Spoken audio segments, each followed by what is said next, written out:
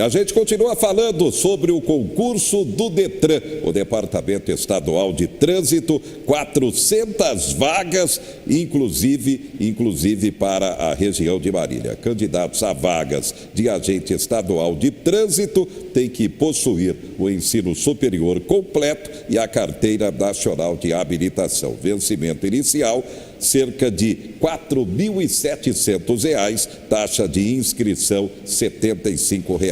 Para concorrer às vagas de oficial estadual de trânsito, é preciso ter o ensino médio completo ou curso técnico. O salário em torno de R$ 1.900, taxa de inscrição R$ 45.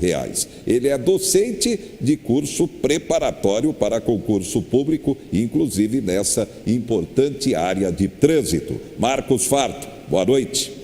Boa noite, Zé Henrique, boa noite a todos. Uma dica especial para quem vai disputar esse concorrido concurso. Você comenta. Bom, a matéria trânsito, ela é uma matéria que constantemente sofre alterações. E no cursinho nós temos essa preocupação, é uma preocupação que a Vânia sempre coloca, para que os alunos que ali estão vinculados à entidade não sofram estudar por erros como alguns já cometeram. Baixa a matéria pela internet e vai estudando vídeos. Hoje, para se ter uma ideia, Zé Henrique, o Supremo Tribunal tomou decisões de 3 tópicos no Código de Trânsito. E uma dessas decisões influencia diretamente o que eu falava em sala de aula, a resolução alterando valores de multa. Pela decisão de hoje do STF, provavelmente 2 resoluções já vão cair. A 277 e a 453, uma fala sobre cadeirinha e a outra fala sobre capacete. A 277 não fala sobre cadeirinha, me equivoquei, mas ela está vinculada à alteração de valores. Por isso que aquele que estuda está sempre buscando a melhor informação. E para não ficar uma questão de impacto apenas em nível de sala de aula, o próprio relator, o ministro Melo, ele acabou equivocando-se, fazendo menção a um parágrafo que não existe mais no Código de Trânsito desde 2010.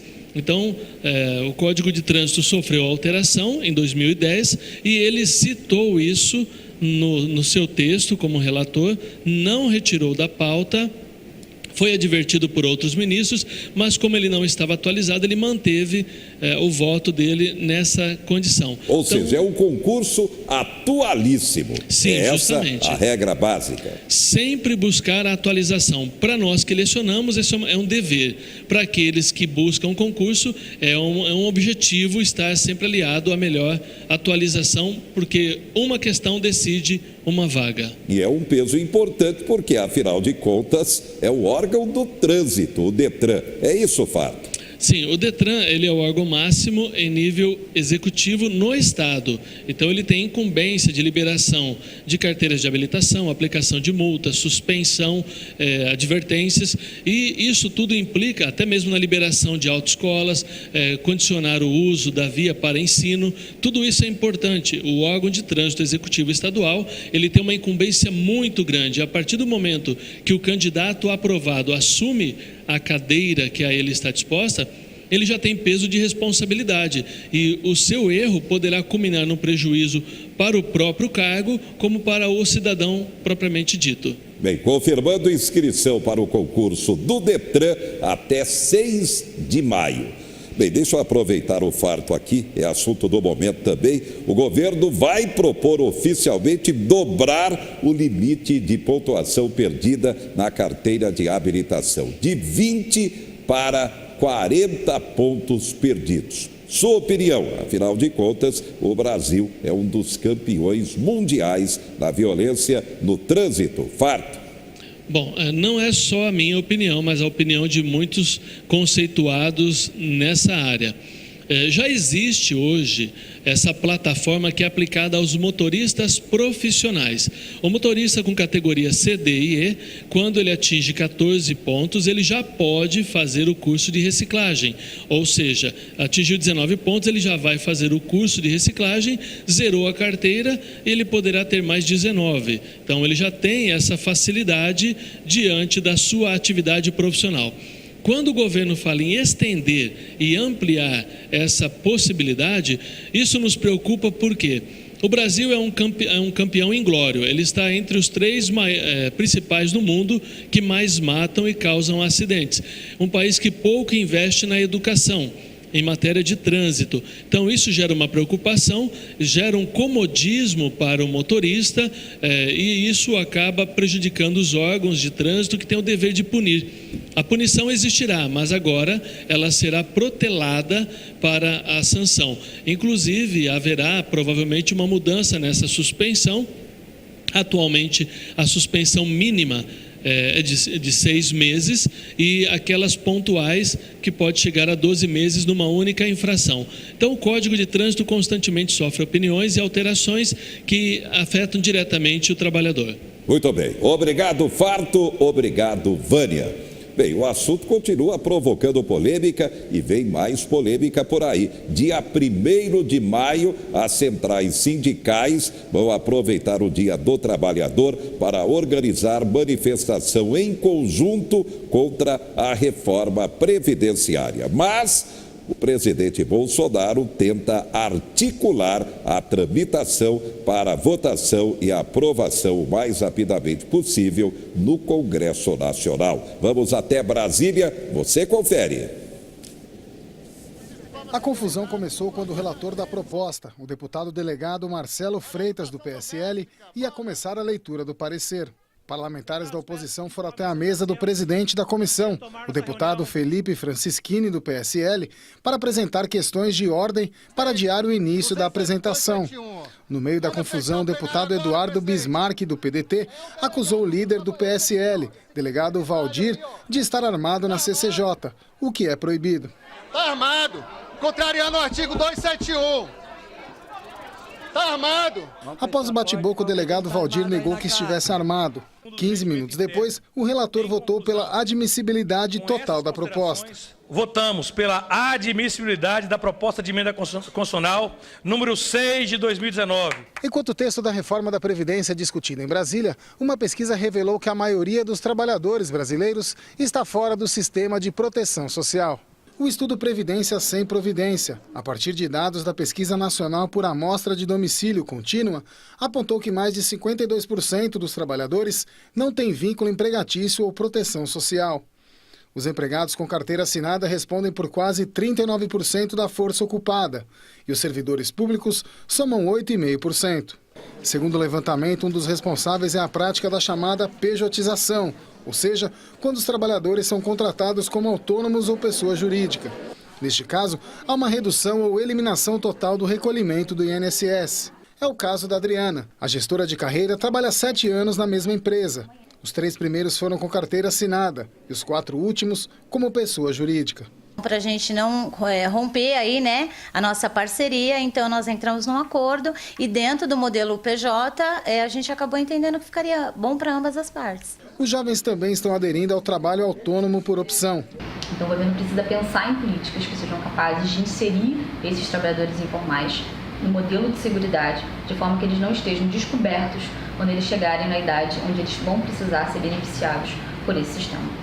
Para o ex-presidente do Tribunal Superior do Trabalho, a reforma também deve levar em conta as futuras mudanças nas relações de trabalho.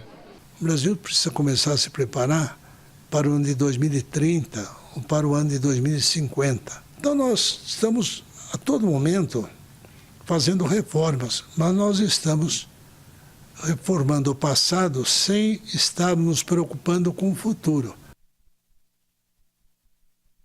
Para que tenha tranquilidade de aprovação no Congresso, a tramitação da reforma. Destaques do momento: Bolsonaro não falará mais no rádio e na TV sobre 100 dias. Cartórios poderão fazer documento de carros e RG. Lava Jato tenta elevar a pena de Lula por sítio. E já que a gente já abordou o mercado de trabalho, outro desafio para quem está disputando uma vaga. Racismo muito forte no mercado continua. Essa matéria realmente é uma matéria de alerta. Graduação, intercâmbio, conhecimento em 2 idiomas e outras qualificações para uma vaga de assistente de gerência não foram suficientes para um entrevistador que Camões teve de encarar há cerca de 5 anos. A forma que esse recrutador colocava é como que realmente ele não acreditasse que eu tinha aquelas qualificações. Então isso me deixou, de certa forma, constrangido, né? A postura que ele considerou racista do representante da empresa fez com que Camões, apesar de aprovado, desistisse do processo seletivo. Não adianta negar, o preconceito racial é uma realidade no Brasil. Apesar de aparecer de forma velada no mercado de trabalho, o problema tem sido mais percebido. Uma pesquisa mostra que 7 em cada 10 brasileiros acreditam que a cor da pele influencia a contratação por empresas. Sobre a diferença de remuneração, o percentual de entrevistados que concordam que negros ganham menos que brancos subiu de 46% na pesquisa anterior para 52% na atual. No momento em que mais pessoas estão se dando conta disso, eu imagino que talvez seja resultado, por assim dizer, de 2 grandes correntes. De um lado, um fortalecimento inegável dos movimentos negros, a multiplicação de suas pautas. Por outro lado, a gente já não consegue mais acreditar, passados esses anos de tanta turbulência política e social no Brasil, nessa ideia, nesse mito que foi criado de que viveríamos numa democracia racial, num país socialmente amigável. O levantamento também elencou 10 medidas prioritárias para reduzir desigualdades e o combate ao racismo ficou em 6º lugar. Uma diversidade mais plural dentro dos quadros diretivos das empresas tem mostrado de maneira inequívoca o quanto que essa pluralidade de visões auxilia a própria empresa a desenvolver-se. Camões, que hoje trabalha com recursos humanos, acredita que está contribuindo para uma sociedade menos desigual. Você busca incluir esse profissional, né? E se ele não está desenvolvido, você cria ferramentas para desenvolver, né? E não é nenhum assistencialismo, né? Tipo, o que a gente busca é justiça. É realmente combater esse racismo também no mercado de trabalho. Um tema realmente de grande desafio, muito importante, e a sociedade tem que atuar de forma contundente. Bem, para fechar o programa, vamos falar sobre saúde. Estamos na Semana Nacional de Alerta sobre Alergia. Esse é um tema realmente importante porque a incidência das alergias realmente tem sido cada vez maior. Por isso, é fundamental levar informação à população. Você confere. Espirros, coceiras e inchaços têm algo em comum. Todos eles são sintomas de alergias. As causas podem ser muitas, mas você sabe por que esses incômodos acontecem? Saiba agora um pouco mais sobre esse problema que afeta boa parte da população.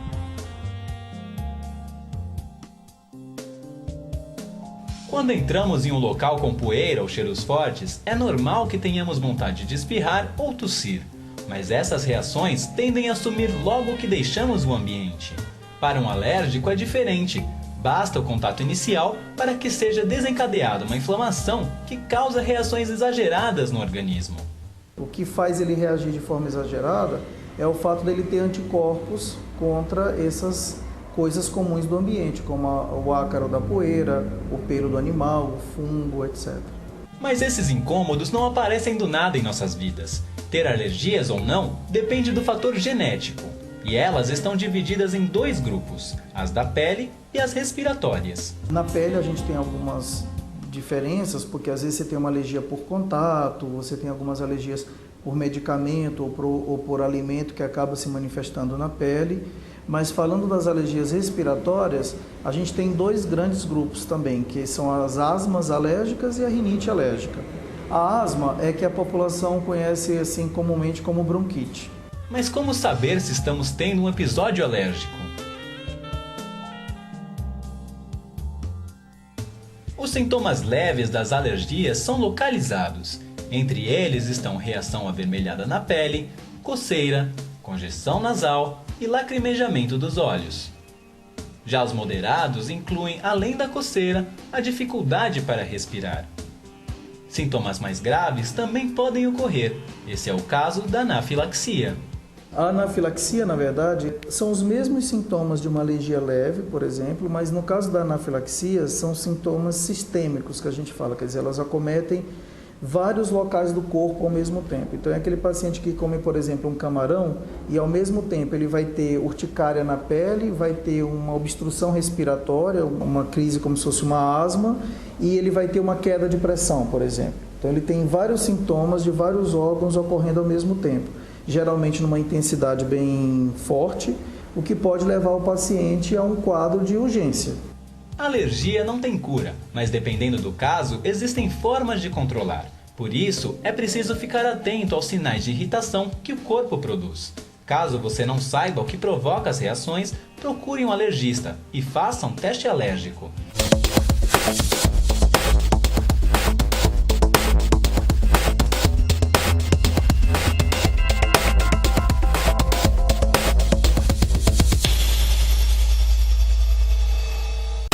Quatro Notícias. Oferecimento Unimar, Universidade de Marília. Taust faz toda a diferença. E Menin Engenharia.